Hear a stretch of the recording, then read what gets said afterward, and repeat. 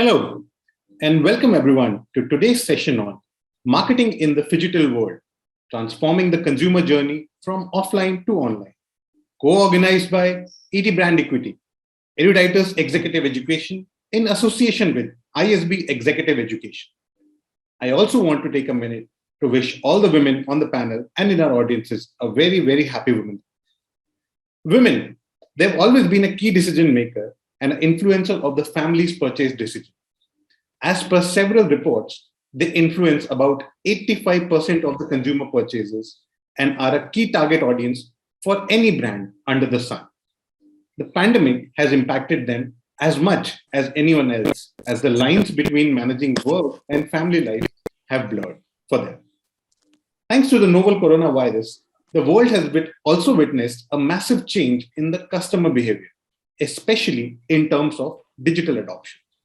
Today, customers are doing everything on digital, and it's becoming like a big litmus test for brands, as they will have to deliver a strong phygital experience as customers continue to juggle between the physical and digital worlds for their needs. It's the need of the hour to create a hybrid sphere of living rather than a purely offline or online one. This could be as simple as a customer going to a retail store and paying his or her bill with the digital wallet. So every store will now have to create a great offline experience and simultaneously invest and develop the digital touchpoints to deliver a seamless experience to the customer. Today, brands have already begun to invest in resources and technologies to create such phygital experiences. ISB Executive Education is also offering a 12-week digital marketing and analytics course, currently beginning its 7th batch. They aim to nurture individuals who want to accelerate their digital growth in this dynamic phygital domain. Here, participants will learn how to optimize ROI from their digital campaigns, build customer lifetime value, and drive business expansion. Today, it has become imperative for every brand to invest in the future, which is phygital marketing. Otherwise, they run the risk of losing their customers and a large chunk of revenue. So now, let us hear from the industry stalwarts on how they are creating phygital experiences for their customers. I now invite my panelists for the day. My first panelist for the day is Ms. Anju Jayaram, co-founder, Women's Fair. Welcome, Anju. Hey, everyone. Happy Women's Day to everyone in the audience as well as on the panel. Thanks for joining, Anju. My next panelist for the day is Ms. Jayatri Dasgupta, Chief Marketing Officer, PayNearby. Welcome, Jayatri. Hi, everyone. Happy Women's Day to everyone here, and glad to be a part of this panel. Looking forward. Thank you, Jayatri. Thank you for joining. My next panelist for the day is Ms. Vanda Ferrao, Head of Marketing, FreshToHome. Welcome, Vanda. Thanks, Devesh. Happy Women's Day to all the women out there. Great to be on this panel. Thank you. Thank you for joining, Vanda. My next panelist for the day is Ms. Akshita Budhiraja, Director, Orika Spices. Welcome, Akshita. Hi, everyone. Happy Women's Day. I'm looking forward for this session. My next panelist for the day and the final panelist for the day is Ms. Vigyeta Aggarwal, Head of Marketing. Welcome, Vigyeta. Hi everyone. A very happy Women's Day, and thank you, Devesh and team, for organizing this. Looking forward to the conversations. Thank you, Vigyeta, and everyone for joining this panel. Look forward to a very, very interesting insights from you. I'll begin with you, Anju. So how has, in your opinion, pandemic brought a massive change to the overall consumer behavior, especially, when they are working on the digital domain? Can you share some insights, when it comes to in respect of, men versus women? So the pandemic definitely caused a lot of behavioral changes. There were pros and cons. There are many research reports that suggest that because of all the pandemic anxiety, there was a lot of a behavioral change in terms of wanting to regain control, and hence spending increased. So there is also an insight that men are generally more comfortable or have positive feelings towards digital buying or e-commerce, women lesser so, but the pandemic probably overcorrected that a little bit, considering that in the past when women were, I mean, the number of women who were very comfortable with digital payments, that was a little lesser. We've seen much more comfort and a lot of payment gateways that have made the whole process a lot easier. So women are more comfortable using. So that is a shift that I have seen, and probably the pandemic accelerated it. Very interesting. Very interesting. Akshita, coming to you, with the world slowly opening up, how are brands, now adopting to the physical strategy? As consumers will continue to embrace digital, but they will also return to the old physical ways. Everyone loves the touch and feel when you go out in a shop, to buy a clothes or a footwear or even a purse, or even a pen. Ordering online, it was never a choice. I mean, we used to do it, but now, we were forced to do it in the last few years. So in the future, brands will have to embrace a very, very phygital strategy where they have to offer experiences across both. So how do you think, this will be a completely behavioral change for brands also? While human reliance toward in our five senses will embrace certain consumers to adopt to physical shopping, but seeing like the conveniences that we have got from the e-commerce platforms, the consumer habits have changed irreversibly. So like you rightly said that, the growth trajectory of digital is huge. So as a brand, we need to adapt to the hybrid model in which we are able to leverage the benefits from both online as well as the digital physical world. Even when certain consumers, they might shift to the brick and mortar format of physical shopping, but digitally, I think digital is here to stay. Like, so hence we need to a strategy to create a balance between both the worlds and integrate them together. Like when it comes to digital, we need to create, it helps in creating brand awareness at a much larger scale. We are able to tap into the right kind of audience. We are able to create a brand name for ourselves and, and resonate with the kind of consumer behavior. But I am coming from the FMCG sector in which the sales versus the acquisition cost will be much higher in the short or the medium term. And it will be a challenge. It will always be a challenge for us. So whereas when it comes to the physical retail, we have a very good supply chain. So I feel the right kind of strategy and we have to be category specific. When we are talking about the phygital world, we need to be category specific and then create a balance between both the worlds. And also, I believe, Akshita, that,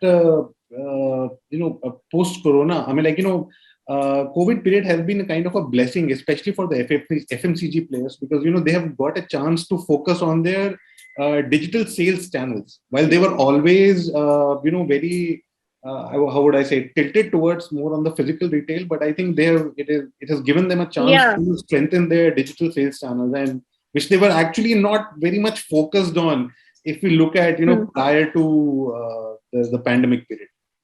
Yeah, that's true. Even we as a brand, we never had any digital. When the pandemic hit us, we were a new brand and we didn't know that what to do. But Instagram, Facebook, Amazon, and all the other various e-commerce platforms helped us to survive and rather think out of the box. Like, we are able to connect with more, like I said earlier also, we are able to connect with the right kind of audience. We are able to actually know the consumer behavior in a much better way. We become more proactive. The FMCG sector was always laid back. We become more proactive when it comes to our approach because of the phygital world. Absolutely.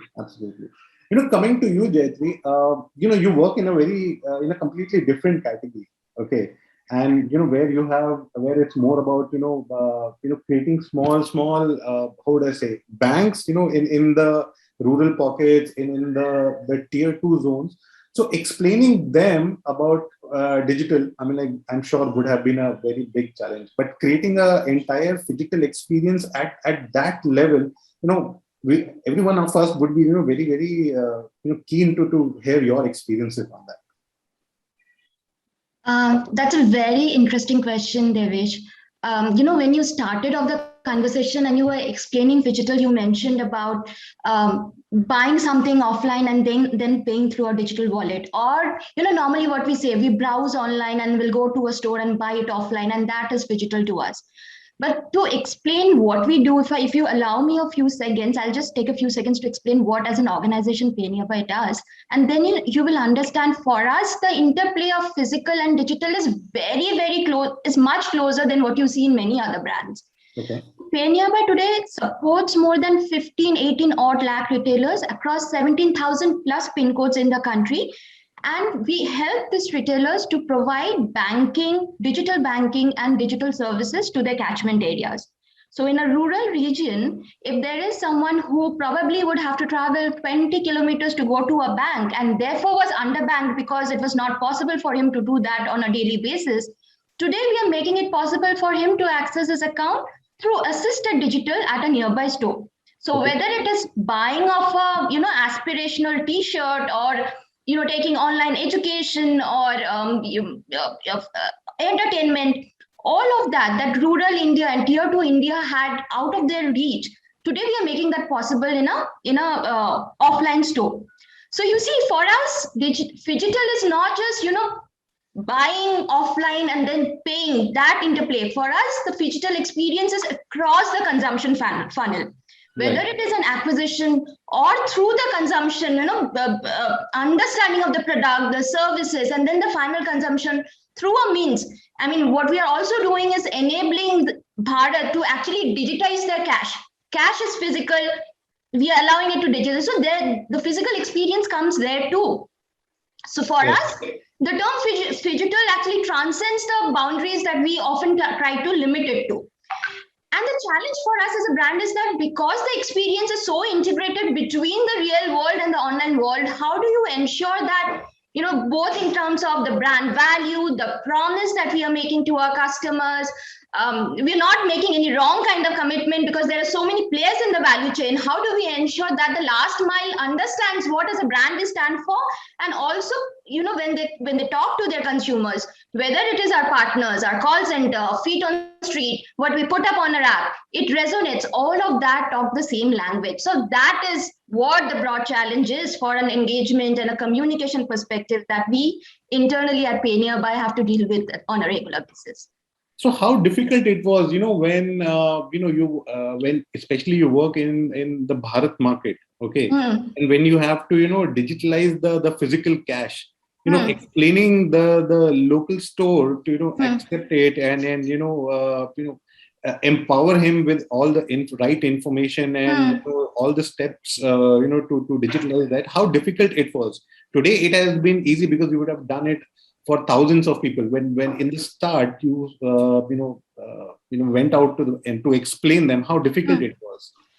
See, the starting journey needed a lot of people feet on street to go and interact on a daily basis with our channel partners, right? But as we build volumes today, if acquisition, a large part of our acquisition funnel is also driven digitally. So largely there is this awareness that there is this space where there are organizations who are coming in and helping our local Kirana guys to upgrade themselves. Whether it is any form of digital payment, I'm giving him means to accept a UPI QR, debit card, credit card, prepaid card. So whether I'm upgrading his shop from his core business or I'm giving him additional sources of revenue, there is this building awareness that there are organizations doing it. And we do invest a lot of, because we are talking to a funnel who probably will not read too much, will not go through large volumes of content. It is important for us as an organization to create content that is easily consumable. So for example, a lot of videos in vernacular languages, ensuring that gets disseminated faster, making use of, thankfully the WhatsApp and the Telegrams are widely used across the funnel nowadays. If there are this YouTube influencers who have huge influence on those catchment areas. So how do we integrate them as a part of a communication? So this 2 years where we were at the feet on street also, for the first 6 months actually couldn't go and meet our partners, right? It was a great learning lesson. We figured out of the box solutions where a lot of this online formats, which are easily consumable, which are short, snackable snippets, really took off, and that helped us to reach the last mile. Interesting. In Vanda, in your category, okay, where it's people are ordering and as we have discussed previously also, the volume of orders and the quantum of orders that you have. Okay, how are you creating those seamless digital experiences across the channels? Because people from different backgrounds, they talk to you. Some may be from a Hindi speaking background, some may be from a different language speaking background.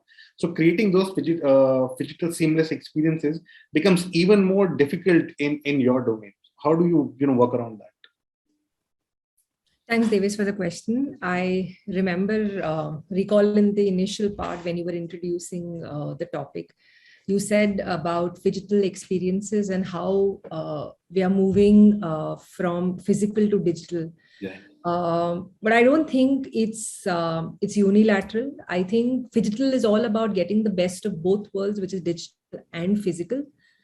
And I think FreshToHome is a very, very unique case, because so we are the world's largest vertically integrated meat and seafood brand.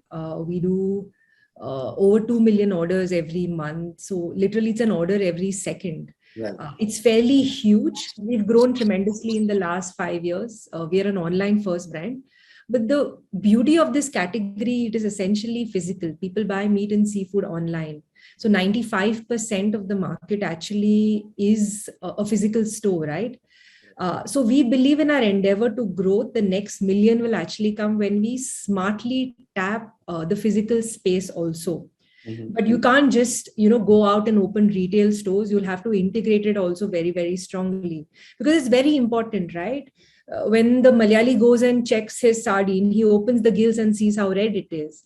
Or when a Delhiite goes and, buys chicken, it's like how many pieces or what's the proper cut to make the tikka. So all these are actually experiences you get in a physical store. So we've done well online, but we believe that we have to give this experience also to the bulk of the market. So there is traditional, there's transitional, there's modern trade and online, and we can't just jump directly, right? So we have to look at traditional very, very strongly. So we have actually set up opening stores, retail stores, which are very interesting because they are hybrid.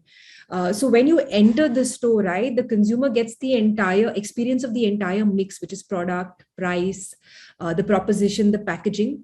So they can experience that.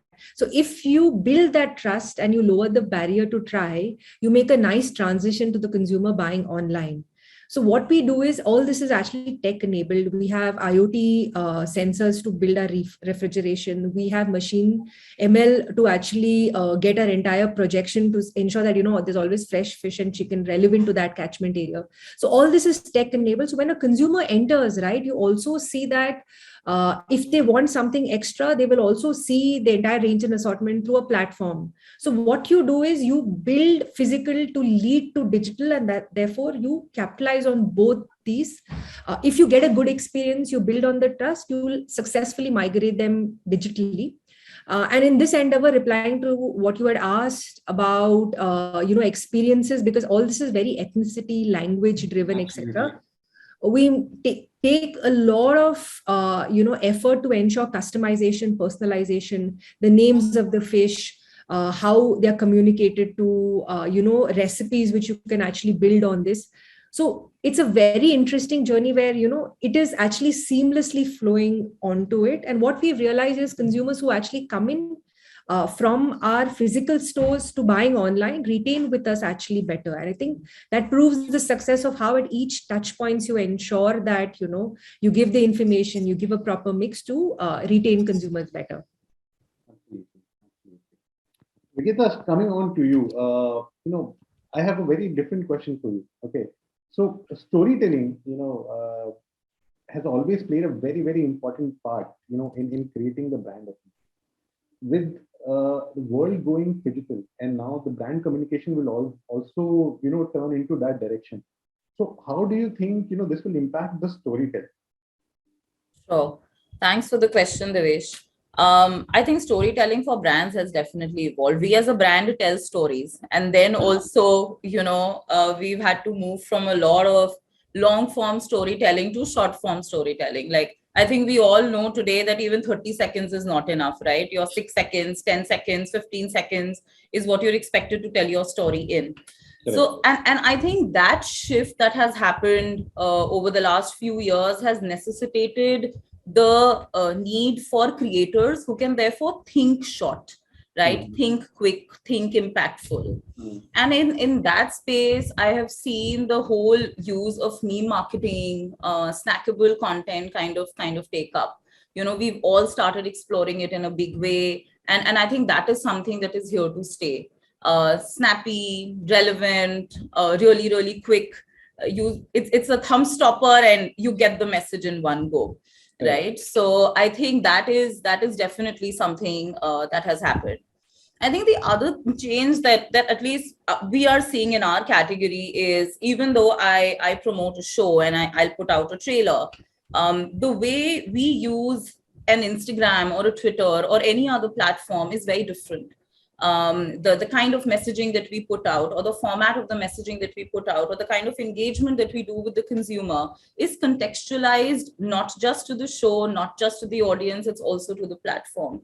And therefore, keeping the message the same, how do you tell your story in a different way that contextualizes it right, is the other thing that I see that's happening.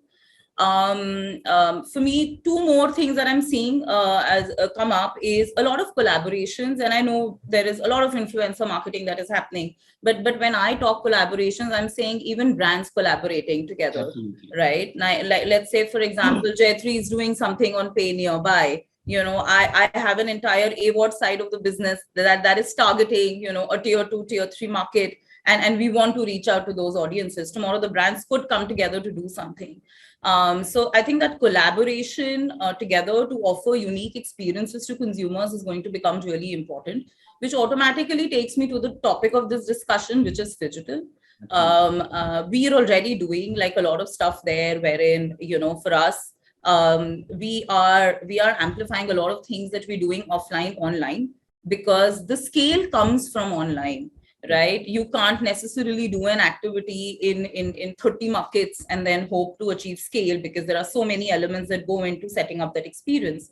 But with digital, you're able to kind of achieve that mass.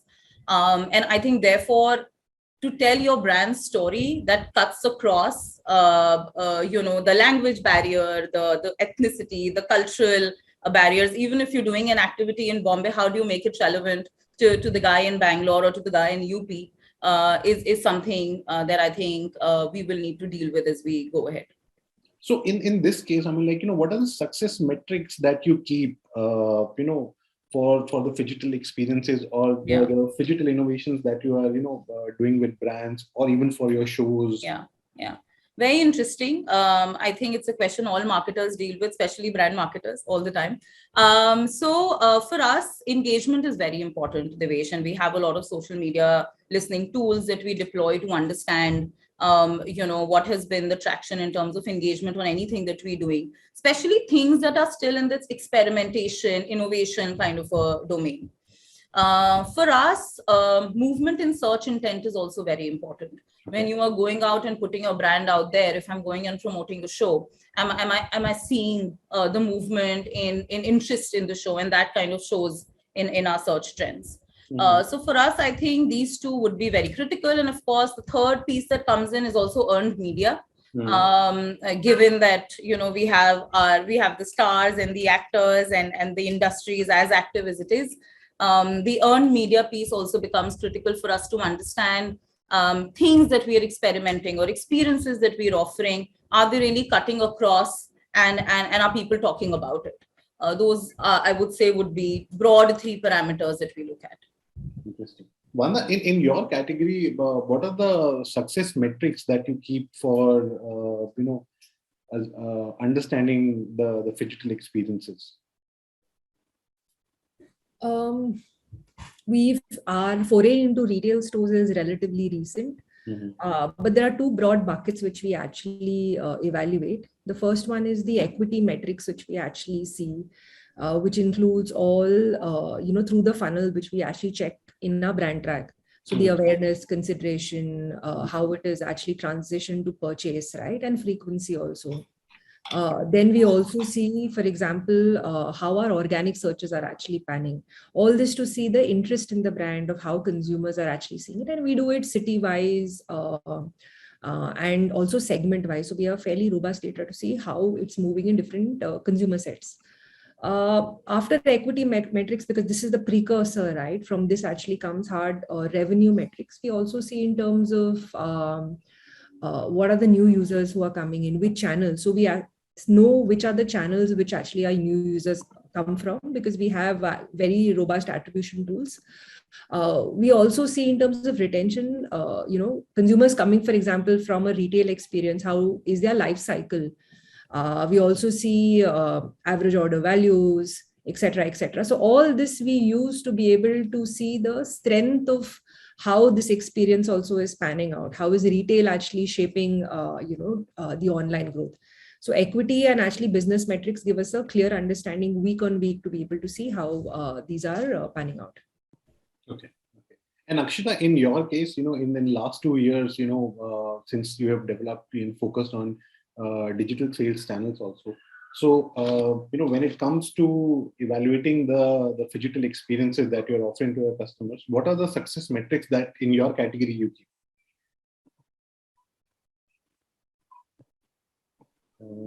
Akshita, you're on mute. You'll have to unmute. Yeah, so sorry. No, please.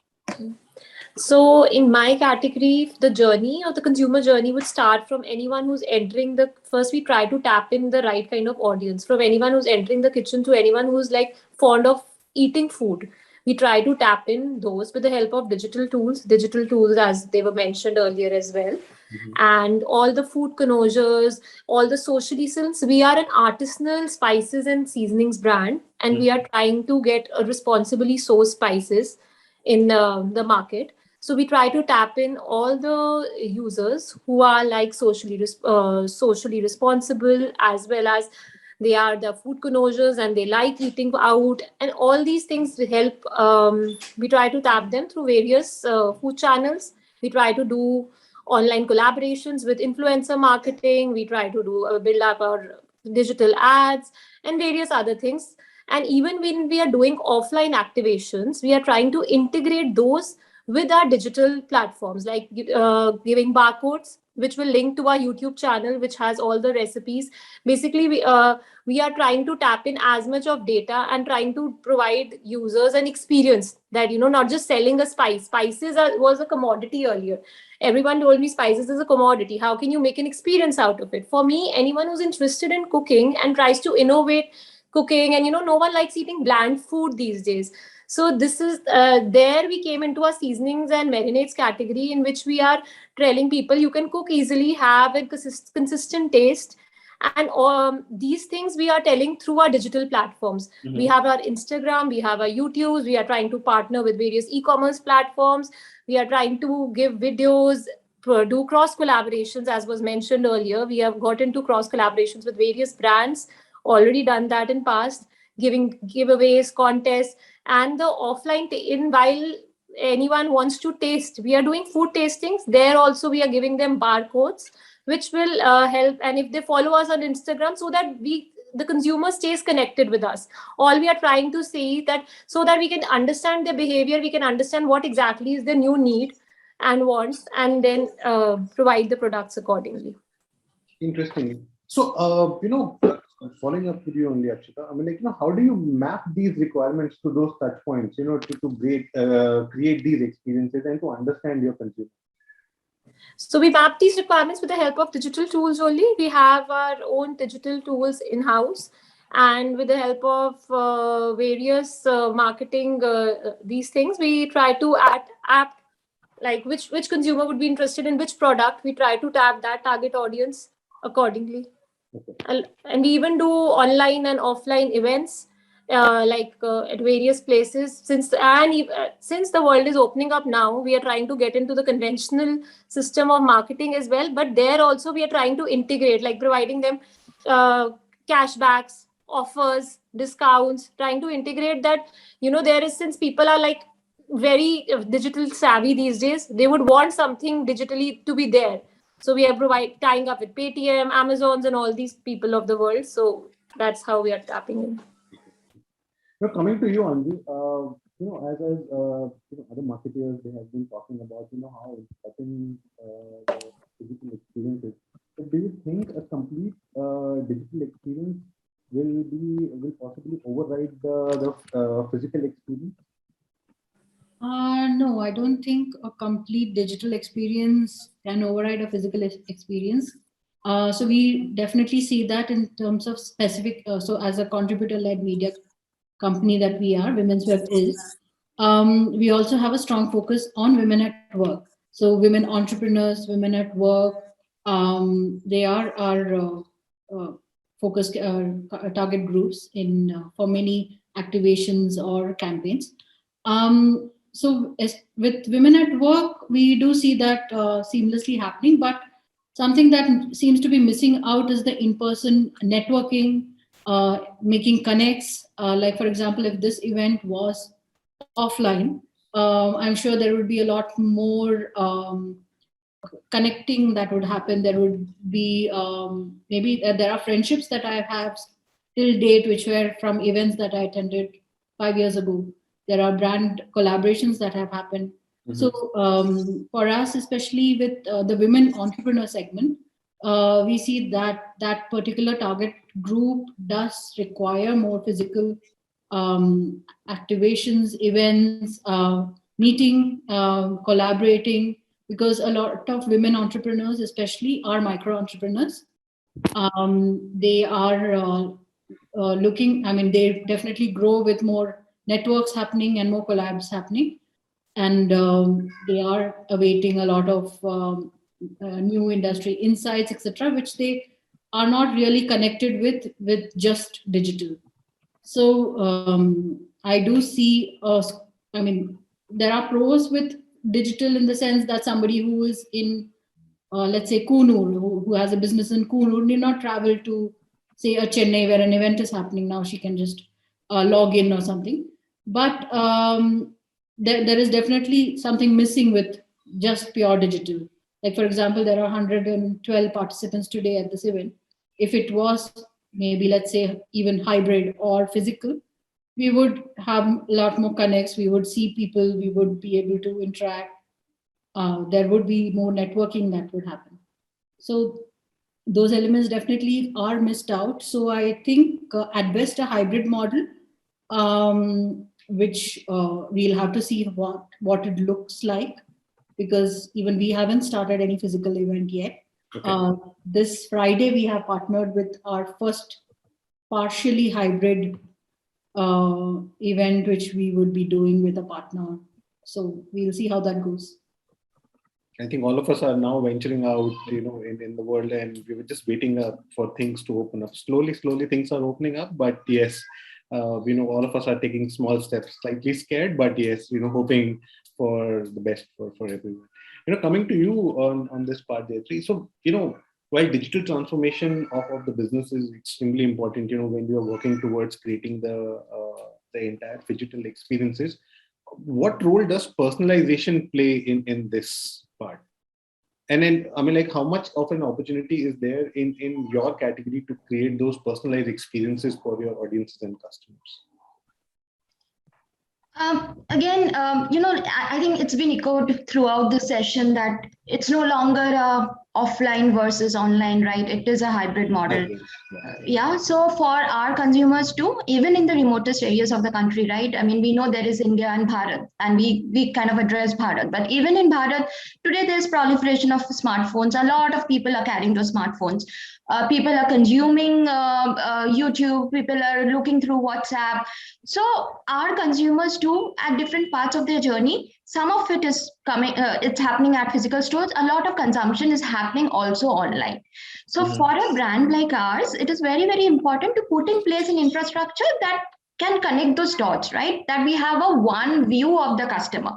And the moment we start having this one view of the customer, we start connecting the various experiences that he's expecting and he's having with the brand. And this helps us to create those micro moments, right? So we have different consumer segments that arises out of those micro segments that we are creating. And that again leads to personalization. So see, it's a chain, right?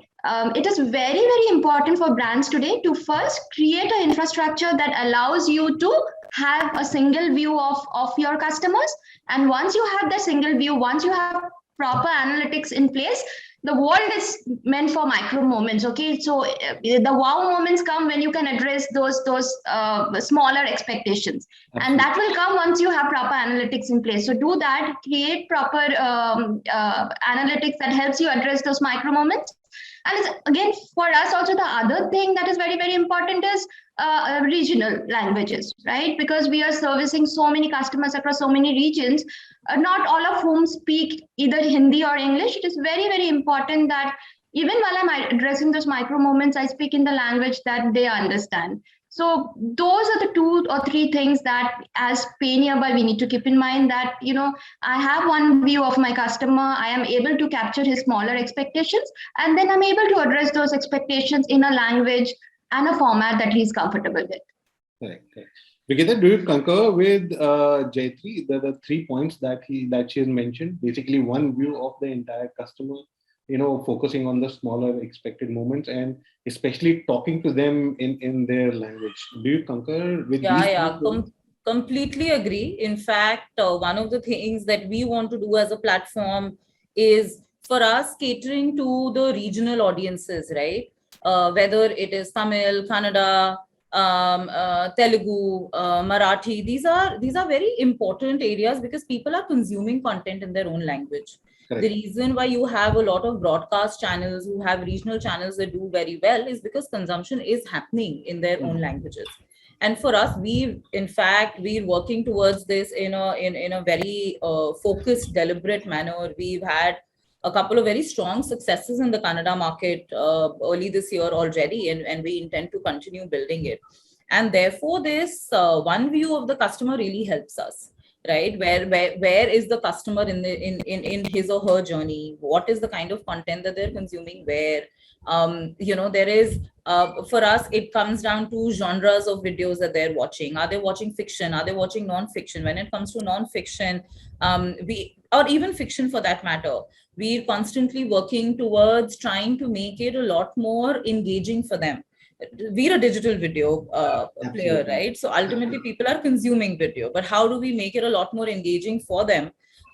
Because consumers want to talk to us, and things that resonate with an audience in the Hindi market versus what resonates with audiences in the Kannada market works very differently.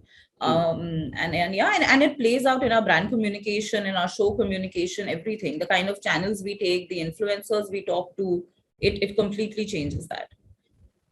Interesting. Devesh, if I may just take a shameless plug here, I mean, to Vigyeta, I mean, a lot of this, customer feedback, in the physical world, that whether what kind of content do they like, are they expecting a content in a certain format. We do that actively for a lot of brands, and we also help in reaching the tier 2. So I think like Anju was mentioning, it's a platform where we've met, and there's opportunity definitely for the brands to work together. I am with you, Jayatri. When you were talking about what PayNearby does, I had things that were running in my head. I'm like, you and I should connect. And so thank you. Thanks the platform that it gave us the opportunity. Definitely we need to, Totally. Yes. Glad. Coming to you, Vanda, how do you create that, content, that personalized content, that brings the audiences, brings the customers precisely to your platform, to create that, the whole, the personalization feel? Yeah, personalization is a buzzword, and I think it's more the reality of our business. See, ultimately in any business, equity metrics and brand metrics, I mean to say, conversion is very, very important, and personalization helps you to reach out to these cohorts and effectively communicate to them to lead to better transactions. In that way, the industry I'm in is fairly complex because meat and seafood is personal to everybody. We have ethnicities and types of cuisine which change like dialect every 30 kilometers. Right. So I can't have one size fits all, and I can't have too many sizes also because it is not efficient. So I have to take that call in terms of what really works. I think the challenge I have, so channels are more or less in line, and there is a method to it. But communication and building those assets to reach and create awareness and consideration, that's where we've experimented a lot. And I think we have some sort of a playbook. So what we do is, in terms of regions, right, we have content which we actually communicate with plugs like convenience, etc., which is very urban, very metro centric. We are present in 160 cities, and also, tier 2, tier 3 India, which is Bharat, also is very, very important. But for an urban millennial who's really short of time, and therefore, buying online is key, the narrative actually changes if you go to tier 2, tier 3 India. So we have to create content there, which is also more about range and assortment. If it's a landlocked place, how you get, marine fishes, etc. So we build that, and an additional to the entire matrix which we have is actually languages. What we realize is the 4 South Indian states are very, very distinct in what they consume through content. And because this, you have to tell a Malayali that I know your fish and therefore please buy from FreshToHome. So you can't have something dubbed which actually has a Bollywood celebrity, right?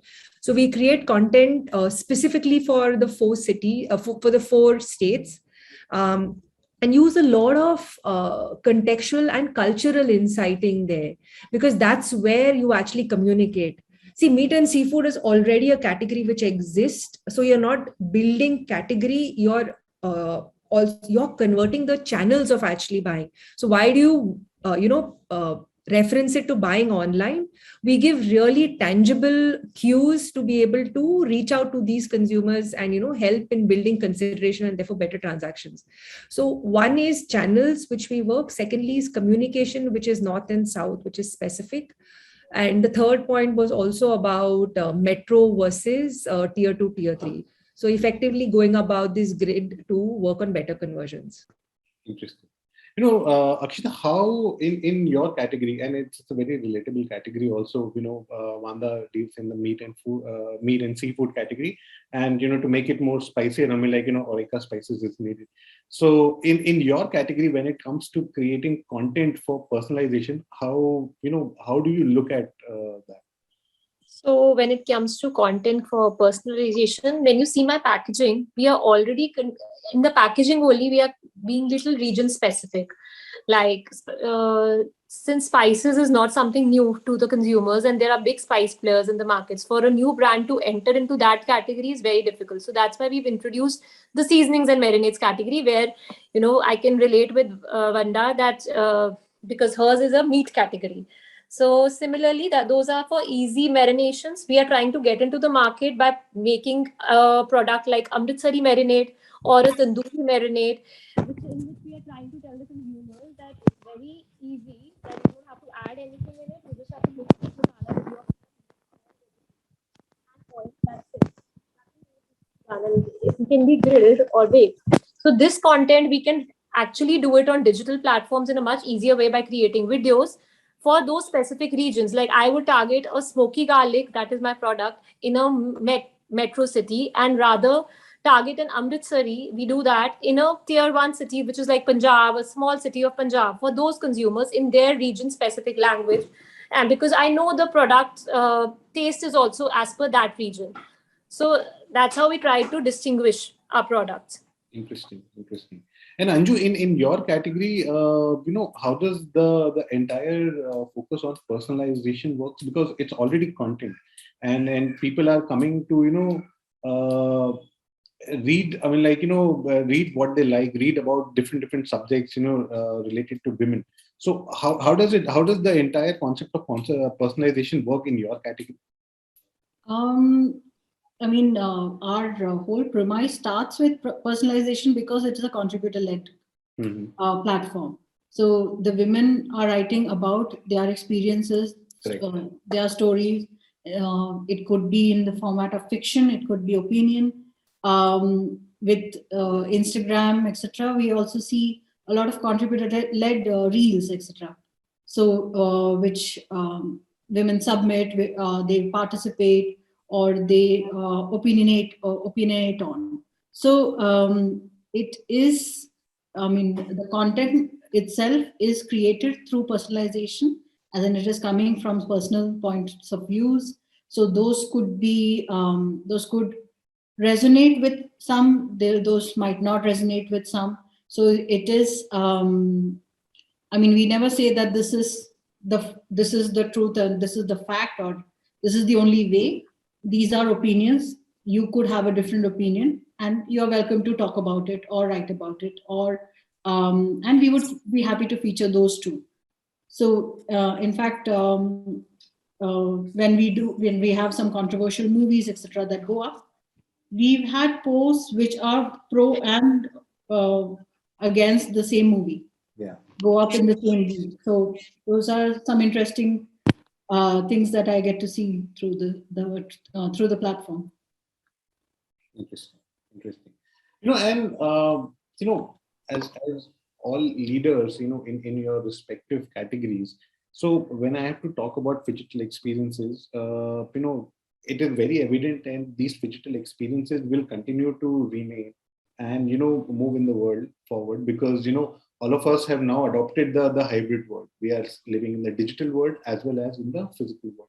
But to create those digital experiences, we need the right skill and the right talent. So when you talk in the market, when you hire people, when you create teams, how much of the talent is available there for the phygital domain? Because I understand it's a relatively newer domain. We have the CMOs, the old school CMOs which are there, the new age CMOs which are there, the marketing teams which are there. So when it comes to phygital, I mean, what exactly? I can see Vanda smiling, so I'll begin with Vanda first. No, you use terms, Devesh, as old school CMOs, and there are new age CMOs. So I was just thinking which bracket I fall in. And what defines old school and new age. But I think, see, it's all in the mind, right? If your grounding is strong, and if you know the consumer and you know your business model, right? If you can strategically input of what exactly you want to do, I think that's the first step. Okay. The second one you mentioned about getting talent who understands this. I think in where I'm coming from, given my use case, physical and digital is two distinct, I would say they are channels. What unifies them is actually strategy. So we need to think category first, and then business model to be able to effectively enable, great execution through the channel. And it'll come over time. I don't think right now we find people who are, experts at both.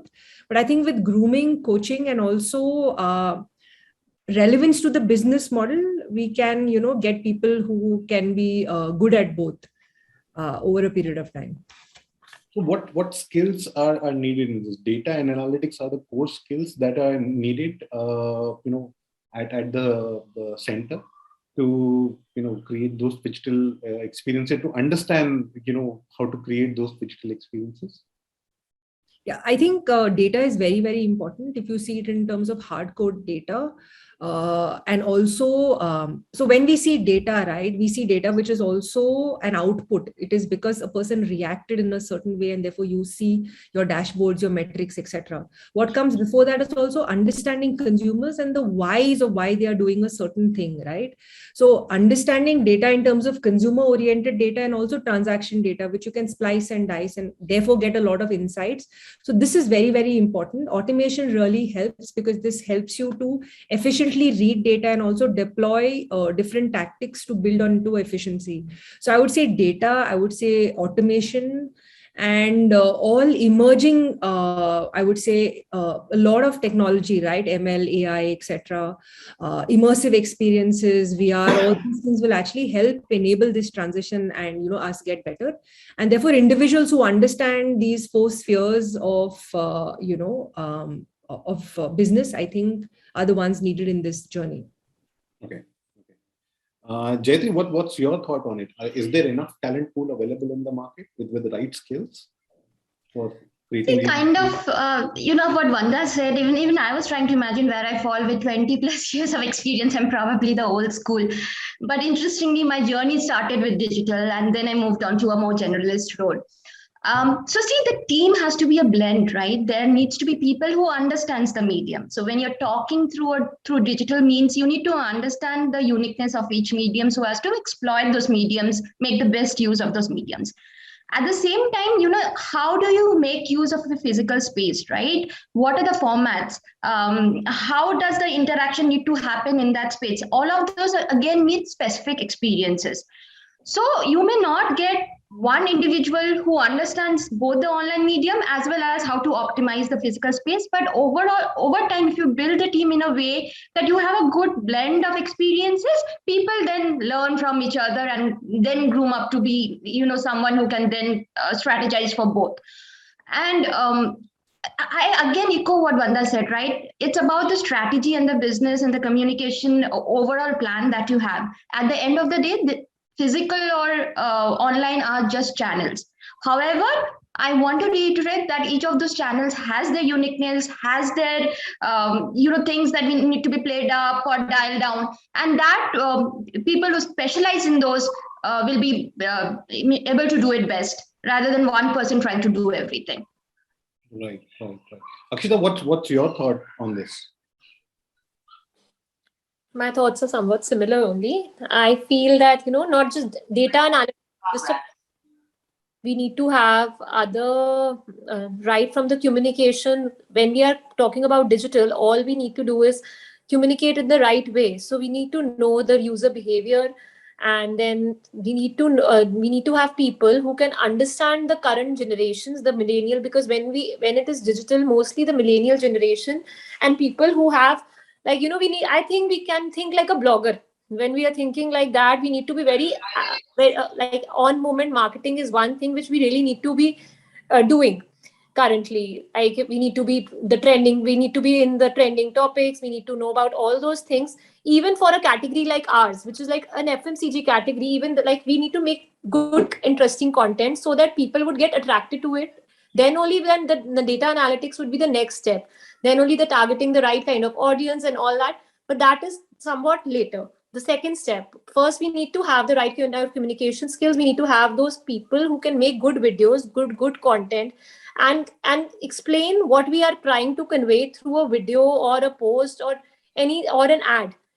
And we can have these days, I'm seeing like we are even doing voiceover ads currently. Right. They are quite trending. So right. So we are not hiring the big actors, or people are not hiring the big actors and actresses to convey. Earlier it used to be, the earlier form of marketing was just like get a good actor on board and just tell them to advertise your product.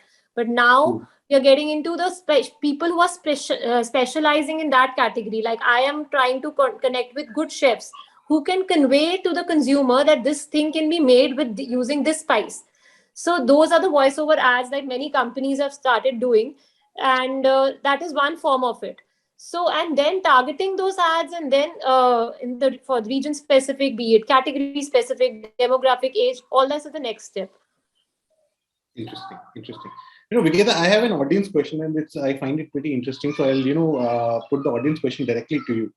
Are companies investing enough in skill development and training the workforce to be future ready in this era of rapid digital transformation? Or how is the skill set of digital marketers ready for the leaps and constant changes in the landscape, particularly entry to mid-level, and what are the areas they should scale up in? Sure. So I think, one of the things that we do as a regular part of our exercise of training our teams or upskilling our teams is, there is one, of course, we give them access to a lot of resources, at least at an organization level. They can go and do courses and upskill themselves. The second thing, a lot of it is happening on the job right now for a lot of us. Even if you start talking about discussions around, let's say, metaverse, right? We are all, reading up about it. We are having discussions with our partner teams, with all our digital partners. We're going through what is the world looking like. We at a network level, for example, recently launched NFTs for one of our very youth-oriented shows called Kaisi Hai Yaariyan. We launched NFTs. Now, when as an organization, you adopt a culture of experimentation, trying out new innovations, I think that automatically opens up a lot of opportunity for upskilling for people involved, because people are trying. Nobody, like, even Jayatri, Vanda were mentioning, nobody knows everything. People learn, right? People come together, they learn, they experiment, and they figure out the best way of kind of doing things. So what should one be doing really right now? I think if you have the opportunity, take a course, upskill yourself, understand what it is. The second is just try things out. It's the best way to learn. It's the best way to know what's working for you. And I think even as brands, forget, not just personal, individual, as brands, I think we're all doing that. Like as brands, we kind of keep aside budget, saying, okay, this is the budget to experiment. We don't know what is going to come out of it. Let's do it. We want to partner with a lot of creators. Akshita mentioned it. I think one of the most important talent pools that we need are creators who can understand how to derive maximum value out of a particular tool, out of a particular asset class, out of a particular opportunity. And I think that is really the way to grow. There are no boundaries, there are no limitations right now. And that's pretty much what metaverse also is right now, right? Boundful opportunities. So yeah, that would be my answer. There is nothing, there is not a school that you go to really today. Anju, do you concur with the thoughts of the broadcaster? Sorry? No, Anju, do you concur with the thoughts from the broadcast side? As a publisher, do you concur with the thoughts from the broadcaster side? Yeah, I definitely do. There are, it is finally teams who come together and figure out things, or are able to create a path-breaking idea or an execution. So as of, like I saw a question also, which was like brands, when a brand comes up with a new strategy, other brands quickly sap it up, which happens a lot in content. So right now, I think because of the speed at which people produce content, with the speed at which people consume content, ideas are of course important and central, but I don't think people should get overly attached to ideas, because we don't really have much control once it's out there. Then it kind of gets taken up by anybody, by your competitors. So what we could do probably is to continuously be innovative, continuously be experimentative, try new things. Things might fail, things might work, but that's also the fun of being in marketing. So that's what I think about. Great, Anju. It was a really, really interactive, very, very interesting and interactive session, and I'm taking a lot of insights back that Phygital is gonna be the future, and brands will continue to, create those experiences either at the mom and pop stores, or they'll create those events, or those road shows, or their own retail stores, or even the physical and digital retail sales channels, to create those experiences, because brands are, the audiences are now juggling into the both physical and the digital worlds, and to manage them, and to the most important part is that to have a single unique view of the consumer, and that is possible through a very clear integration of data and analytics into the processes, and identifying the entire consumer journey, the consumer pain points, how he thinks, what he wants to read, the way in which he wants to be communicated with. So this will be the world will go on. Future of the Phygital will be the future of the marketing. Thank you very much for being a part of this panel. It was a really pleasure interacting with you. Thank you very much.